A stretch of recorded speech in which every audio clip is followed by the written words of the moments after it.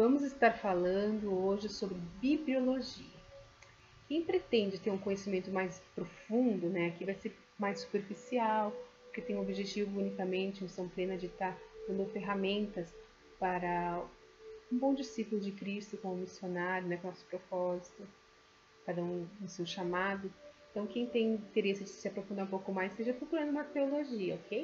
Então, a gente vai estar, a apostila, inclusive, vai estar um pouquinho mais completa e já está falando uma pinceladinha breve, no caso, para a gente estar nos encontrando, tá bom? Então, o que seria bibliologia? Ela é o estudo, então, da palavra de Deus, da Bíblia, né? Que foi escrita por muitos autores, todos eles inspirados pelo Espírito Santo, né? E então ela é um manuscrito, né, com materiais da época, com papiros, folhas de plantas, que era comum no Egito, pergaminhos, que é de couro animal, trabalhado para escrever mesmo, organizados em rolos que são chamados de manuscritos. Atualmente existem cerca de 40.000 manuscritos preparados entre o século II e o século XV que foram descobertos pelos pesquisadores. As primeiras traduções do Antigo Testamento para outra língua, que foi o grego, chamou-se então Septuaginta, pois foram 70 especialistas que traduziram. Então foi no período interbíblico. A primeira tradução completa para outra língua foi no latim, no caso, e se chamou a Vulgata, isso no ano de 400 depois de Cristo, porque foi traduzido do latim vulgar. Já para a língua inglesa, foi traduzida na Idade Média somente. E para o alemão, então, no século XVI, publicou-se então a tradução completa no espanhol em 1569 e somente no terceiro centenário da Bíblia, João Ferreira Almeida, que traduziu os originais em hebraico e grego para a língua portuguesa que nós temos hoje. Atualmente, então, ela é traduzida em mais de 1.500 línguas e a sua divulgação está em todo o mundo, além do trabalho missionário, do trabalho da Sociedade Bíblica, né, que contribui, os gideões também, trabalho de gideões que deixam nos hospitais e escolas, hotéis, estão distribuindo a Bíblia Sagrada para as pessoas terem conhecimento, né? Depois, então, desde que foi estava escrito. Então, o que é? Então, significa da palavra grega, bíblios, que significa livros pequenos, e a Bíblia vem da palavra, portanto, uma coleção de livros sagrados, né? Também significa no latim biblium, né? Rolo ou livro, segundo Lucas 4,17. A estrutura dela, então, ela é dividida no Antigo Testamento com 39 livros, né, sendo em 4 grupos, e no Novo Testamento com 27 livros, dividido em 4 grupos, totalizando 66 livros. Então, ele foi escrito por mais de 40 autores de diferentes épocas, posições sociais, desde agricultores, pescadores, reis, aristocratas, enfim. E isso que é o mais maravilhoso da palavra de Deus, que por mais que tenha sido escrita por inúmeras pessoas de diferentes segmentos e anos também, a palavra de Deus, cujo princípio básico é a redenção do homem em amor do próprio Criador, ela nunca se contradiz. Por mais que os inimigos, né, da palavra procuram buscar argumentos para estar derrubando, não conseguem. Porque o princípio, mas Deus fez isso aqui, diz aquele outro. Ali é questão de justiça de Deus, questão de consciência do homem, né? Então tudo vislumbra para que o homem esteja diante do caos que é o mundo, inclusive hoje, estar entendendo o quanto é forte e único e perfeito o amor de Deus, a sua justiça, a sua graça e o seu poder e glória, né? Então, que a gente possa estar compreendendo que essa é a nossa base, a palavra de Deus é Ele é a própria palavra, né? Lá no Novo Testamento corrobora, então, que no princípio era o verbo, e lá no Antigo Testamento, em Gênesis também, que tudo foi feito através da palavra. Então, estão tudo, né, o comecinho da palavra de Deus aqui em João, e depois lá em Gênesis, ou melhor, antes em Gênesis, corroborando que Cristo já estava lá. Então, ela foi escrita realmente aproximadamente 1.600 anos. O Antigo Testamento foi em hebraico e em pequenas proporções no aramaico. O período todo que ele foi escrito demorou 1.100 anos, né, de Moisés a Malaquias. E há uma estrutura desses livros antigos do Antigo Testamento, que é da lei ou do Pentateuco, né, que é os 5 primeiros livros, que é o Gênesis, Êxodo, Levítico, Número e Deuteronômio. Tem a história, né, que são 12 livros, Josué, Juízes, Ruth, 1º e 2 Samuel, 1º e 2 Reis, 1ª e 2 Crônicas, Esdras, Neemias e Esther. Também tem os poéticos, né, de sabedoria, que são 5 livros, Jó, Salmos, Provérbios, Eclesiastes e Cantares. E os proféticos, que são 17 livros, são os profetas maiores, que são Isaías, Jeremias, Lamentação, Ezequiel, Daniel. Os menores, que é Oséias, Joel, Amós, Obadias, Jonas, Miqueias, Naum, Abacuque, Sofonias, Ageu, Zacarias, Malaquias. Né? Tem uma musiquinha atrás. Se um dia vocês quiserem saber, a gente pode conversar. Então, e o Novo Testamento foi escrito em grego erudito, né, em um espaço de 60 anos. Ele está dividido em históricos, são 5 livros. Então, os bibliográficos, especificamente, são os Evangelhos, Mateus, Marcos, Lucas, João. E o livro de Atos, que tem as epístolas, que é as cartas, ou cartas paulinas eclesiásticas, né, para as igrejas. Tem a igreja de Romanos, 1ª e 2 Coríntios, Gálatas, Efésios, Filipenses, Colossenses, 1ª e 2 Tessalonicenses. Tem as cartas paulinas pastorais e pessoais também, que é a 1ª e 2 Timóteo, Tito e Filemon. As cartas gerais, então, que ele manda para os Hebreus, Tiago, 1ª e 2 Pedro, 1ª e 2 João. E depois tem João e Judas, né? E profético, que é especificamente o livro de Apocalipse. Então, o cânon significa quais os livros que foram aceitados pela grande maioria, né? E tem uns que foram ou não aceitos. Mas o que leva a livros serem ou não aceitos, levaram a ser ou não aceitos pelo cânon? Né? Então, existem os livros apócrifos que foram inseridos na Bíblia, utilizados pelos católicos a partir de 8 de abril de 1546. Então, é bem recente, no Concílio de Trento.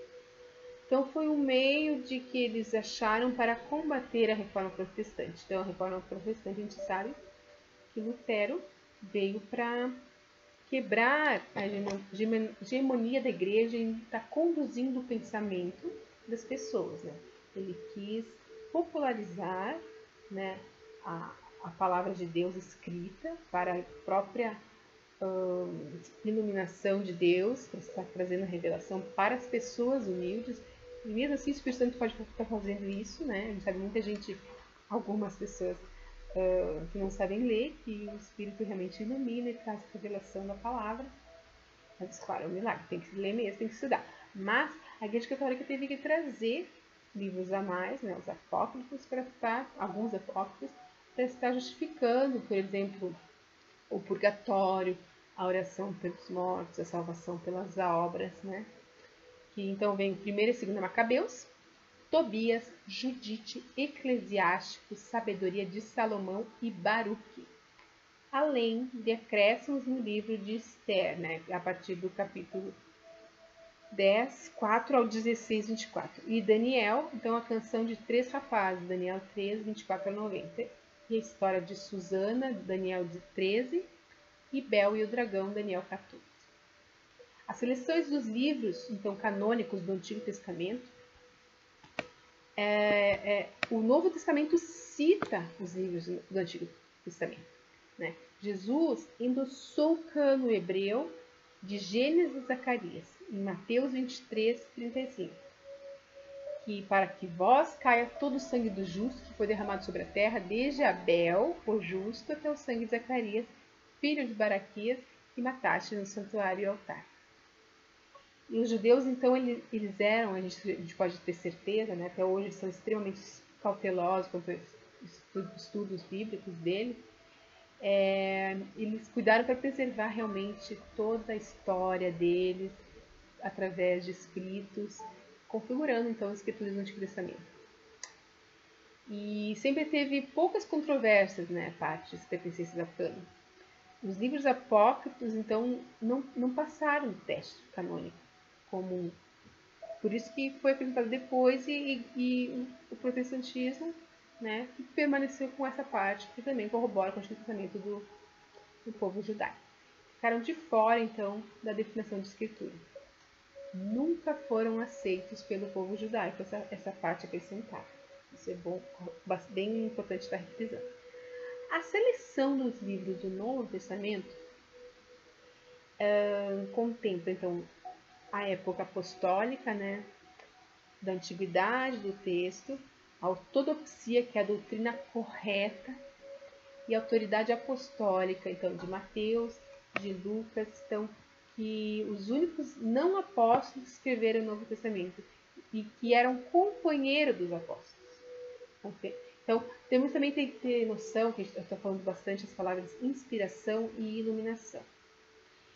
Basicamente, qual é a diferença? Inspiração, somente a palavra de Deus é inspirada. Até hoje, quando você vai escrever um livro, você precisa de inspiração para escrever o livro.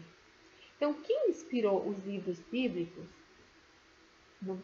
sabe, os milagres de Deus continuam na nossa vida, toda a força, enfim, que Deus tem para mover. Nós somos a Igreja Viva de Cristo, nós continuamos vivendo a sua palavra. Mas o escrito original, que foi inspirado por Deus, somente que está ali no cânone. Iluminação, todos nós podemos ter, escrevendo livros, no caso, como eu comentei. Então, a inspiração, ela é supervisionada por Deus sobre os autores humanos. Então, ele deu a inspiração e foi colocada naquele momento e ficou para sempre. Deus manteve até hoje essa palavra para chegar nas nossas mãos hoje. E ele usa, naquele momento, usou cada um no seu estilo, no seu jeito de ser. E a gente percebe que não tem erro, né, na revelação ao homem, segundo a vontade de Deus. Né? O próprio apóstolo Paulo, ele tinha muito conhecimento, ele era judeu dos estudos mesmo aprofundados, ele era um homem extremamente, então ele trouxe toda a revelação do judaísmo, que eu acho muito interessante, só que ele consegue perceber a graça de Jesus Cristo. Né? A revelação que ele tem é algo... Cristo era judeu. Então, se a gente for ver, a gente consegue hoje ser iluminado com essa mente de saber que a graça de Deus, ela supera todas as coisas, né? Isso é uma iluminação. Mas o apóstolo Paulo escreveu sob a supervisão de Deus. Então, ali houve uma inspiração de Deus, a forma como ele colocar para nos chegar hoje essa palavra e nos iluminar, conforme, óbvio, também com o nosso próprio conhecimento, estar também iluminando outras pessoas. E essa iluminação, essa inspiração, digo, ela se aplica apenas, então, aos manuscritos originais, né? Que são, então, os livros chamados autógrafos, então, originais do cânone. As teorias, então, existem algumas teorias sobre inspiração. Existe a inspiração natural, então, que não teria qualquer elemento sobrenatural envolvido, né? Teria sido escrita por homens de grande talento. A gente sabe que tantos anos de construção, sem haver contradição,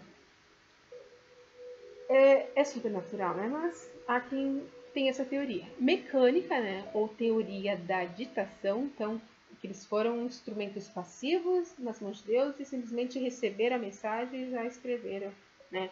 Como que psicografaram. Deve-se admitir que algumas partes da Bíblia foram ditadas, por que não, né? vai lá, conta a história, algum rei, o seu escriba, enfim, ou você vai escrevendo a história. A gente não sabe que a gente não estava lá, mas com certeza deve ter ocorrido. E parcial, então, somente o que não conhecido foi inspirado. Então, criação, conceitos espirituais que, de repente, tiveram que se adequar conforme a sua linguagem, que hoje até eu comento muito com vocês, que muita coisa a nossa igreja deixa de aprender, com o Oriente mesmo, porque a nossa linguagem é diferente, né? Somente o crentez, a gente fechou e tudo o resto é pecado. Então, é bom a gente conseguir entender que Deus tem o controle de todas as coisas, de todas as nações, de todas as culturas, de todos os séculos, milênios, né? E a gente pode estar crescendo, a gente pode estar amando cada vez mais nosso próximo e levar a graça de Deus, levar a salvação pela graça de Jesus Cristo no seu sangue remidor e único, eterno. E isso as outras crenças não conseguem conceder. Né? Então também tem a teoria conceitual, que então os conceitos, as palavras não foram inspiradas, enfim, não as palavras, então foi tudo inspirado. É algo que, enfim, que diferencia um do outro, natural, mecânica, parcial e conceitual. Tem também a verbal e plenária. Verbal é cada palavra, plenária, todas as palavras foram inspiradas. Deus é superintendente, então ele supervisiona todo o processo, não dita aos escritores, ele guia-os. Assim, a Bíblia é inerrante, né? Respeitando a singularidade de cada um de nós. O que a própria Bíblia diz sobre inspiração? Paulo diz que a Escritura é inspirada, theopneustos, soprado por Deus. 2 Timóteo 3,16 assim: toda a Escritura é divinamente inspirada e proveitosa para ensinar, para redaguir, para corrigir, para instruir em justiça. Pedro diz que os escritores foram movidos, carregados, entre aspas, pelo Espírito Santo, né? Em 2 Pedro diz assim, 1 20 e 21.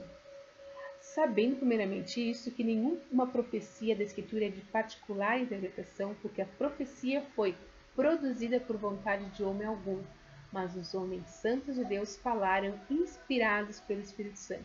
Deus deu ordens específicas para escrever essa palavra. Ele queria que chegasse até nós. Se não tivesse sido escrito, nós não teríamos hoje a palavra. Em Êxodo 17, 14, diz assim: depois o Senhor disse a Moisés: escreva isso num rolo como memorial e declare a Josué que faria os amalequitas sejam esquecidos para sempre debaixo do céu. O uso que Jesus fez do Antigo Testamento conferiu autoridade de vida em Mateus 5,17.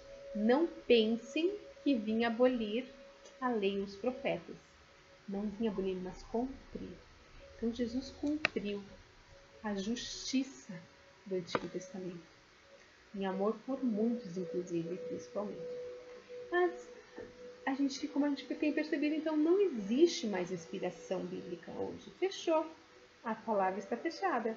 Todo e qualquer ensino deve ser ensinado à luz do que já está escrito. Não vem inventar, né? Algum pastor estava dizendo recentemente que deveríamos atualizar a palavra de Deus. Não.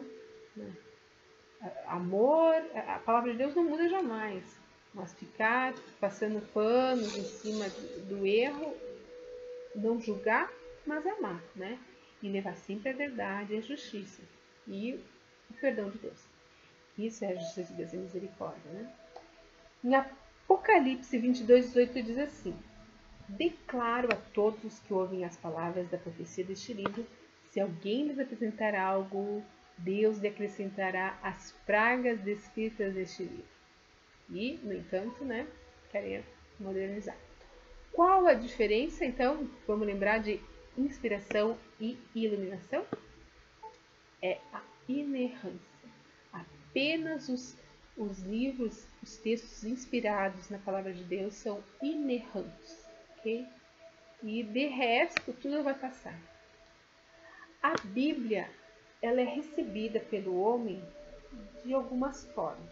Então, racionalismo, que é uma forma de negar a possibilidade de qualquer revelação sobrenatural, quando admite a possibilidade de revelação divina, está sujeito ao juízo final da razão humana.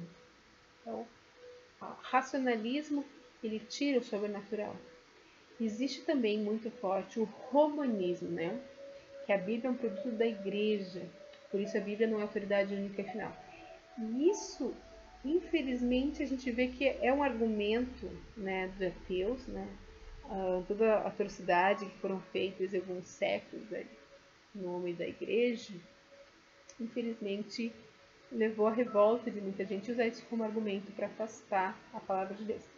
Outra coisa é o misticismo, que a experiência, como se a experiência pessoal, né, teria a mesma autoridade divina. Não.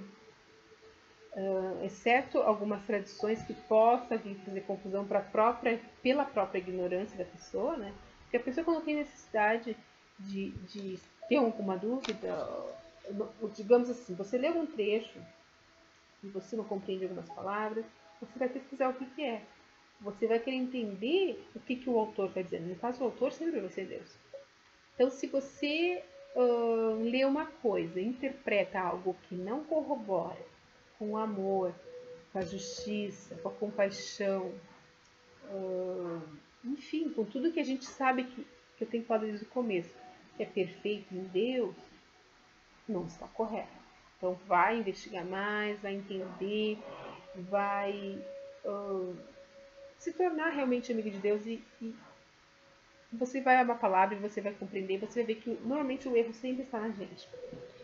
A neo-ortodoxia, então, que a Bíblia é uma testemunha falível da revelação da palavra, de Deus na palavra, né, segundo Cristo. Pode vir também a interpretação bíblica segundo para uma das aceitas, né, escrita por algum líder ou fundador que acham que tem tanto quanto poder, né? A gente sabe que tem umas crenças que colocam o poder daquele líder muito acima da palavra de Deus. Então, conforme as crendices que ele revela, enfim, vale mais do que nem busca a palavra de Deus. As pessoas acabam, por desconhecer a palavra de Deus, acabam se submetendo a heresias, né, proferidas por líderes, que, enfim, se julga estar ali para dando melhor, no entanto está levando confusão por dentro da sua própria igreja. A ortodoxia é a Bíblia, né? É a nossa única base de autoridade e basicamente seria isso que a gente deve estar seguindo, né? Buscando a iluminação através do Espírito Santo, mas contando somente com a palavra de Deus. O que se pode tirar basicamente da palavra de Deus, da Bíblia como geral? Então, a criação, né? Tudo é feito pelo amor de Deus. Logo depois nós vemos o pecado, a depravação do homem, nós vemos até hoje. Quanto nós necessitamos de salvação, né? A salvação de Cristo. E a vinda, então, de Cristo Jesus, e estamos a portas do retorno com o arrebatamento da igreja. Então, criação, o pecado, a depravação do homem, salvação e redenção. Então, querendo conhecer um pouco mais a palavra de Deus, estejam buscando. Existem inúmeros estudos, realmente, cada livro é aprofundado, né? E que a gente nunca pare de estar buscando a vontade de Deus e nos tornando realmente pessoas que sabem manejar bem a palavra de Deus também. Deus abençoe.